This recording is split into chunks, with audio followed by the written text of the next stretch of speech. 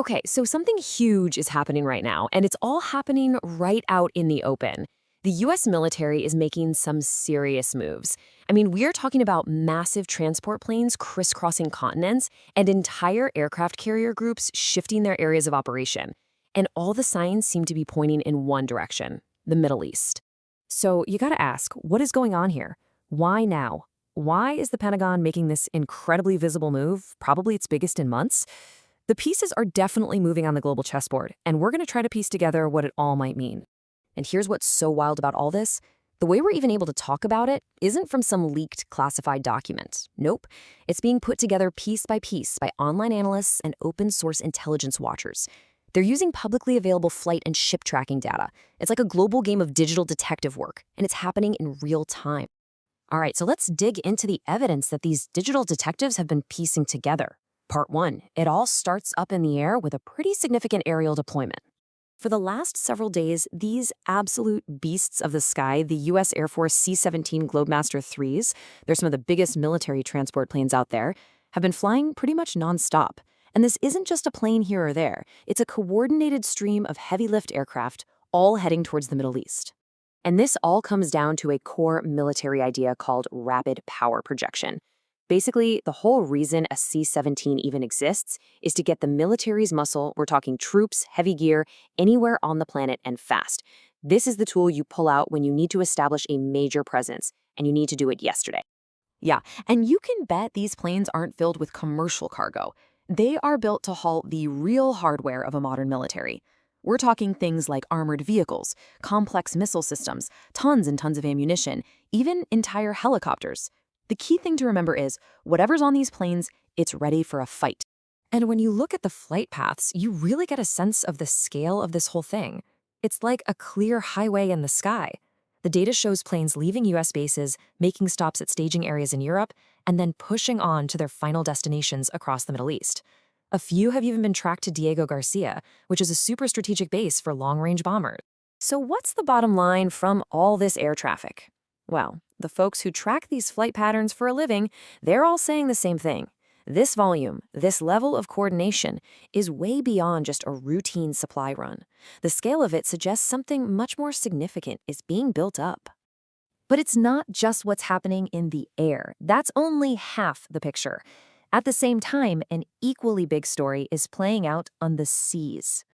Just look at this. This is a huge strategic shift. The Pentagon has literally pulled its naval power out of one hot zone, the South China Sea, and sent it to another.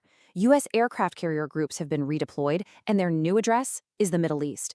That is not a minor adjustment. And we know which ones. Reports are pointing to the USS Abraham Lincoln and the USS George Washington. They've been moved into the U.S. Central Command's area of operations, which, is the Middle East.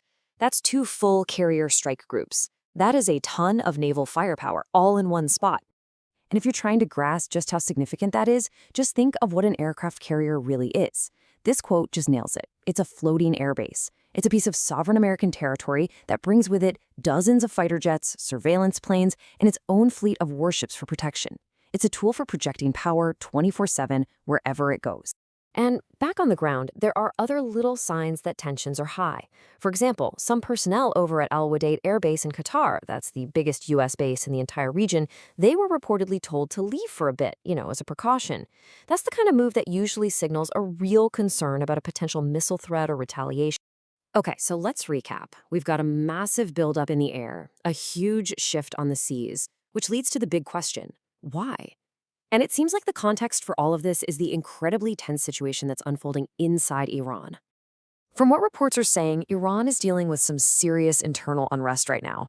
We're talking weeks of protests that apparently started over economic problems but have grown into open calls to end the regime itself. That creates an environment that is highly unstable, to say the least. And in the middle of all this chaos, some really shocking numbers are being reported. This is coming from doctors on the ground who have claimed, and this is a huge number, that over 16,000 protesters have been killed and hundreds of thousands more have been injured. It's a staggering figure.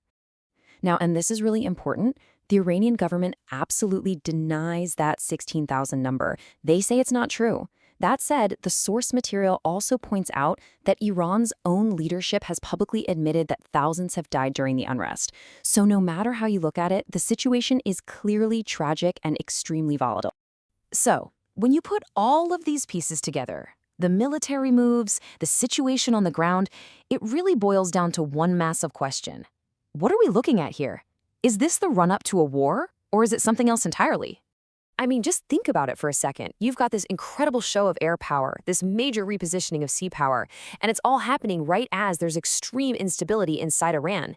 Is this the buildup to an actual conflict, or is it a really loud, really clear warning shot being fired across the bow? Right now, with all these military pieces clicking into place, you can bet the whole world is watching to see what happens next. You have to wonder, what's the real message behind this incredible show of force, and who is it truly intended for? That is the critical question.